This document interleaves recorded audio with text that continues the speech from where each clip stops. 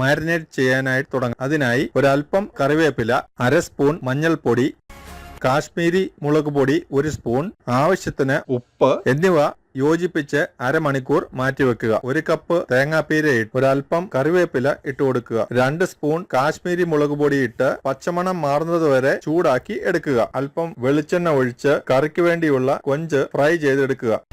കൊഞ്ച് വറുത്ത് മാറ്റിവെക്കുക. അതിനുശേഷം കൊഞ്ച് വറുത്ത എണ്ണയിലേക്ക് തന്നെ ചെറിയ ഉള്ളി ഇട്ട് വഴറ്റിയെടുക്കുക. ഒരൽപ്പം ഉപ്പിട്ട് വഴറ്റിയെടുക്കുക.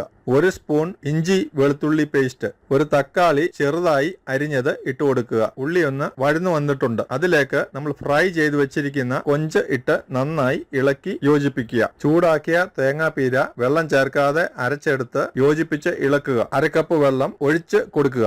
1/2 കപ്പ് പുളിവെള്ളം ചേർത്ത് യോജിപ്പിക്കുക. അടച്ചു വെച്ച് 10 മിനിറ്റ് വേവിച്ചെടുക്കുക. ഇപ്പോൾ നമ്മുടെ സ്പെഷ്യൽ കൊഞ്ച് കറി റെഡിയായി കഴിഞ്ഞു.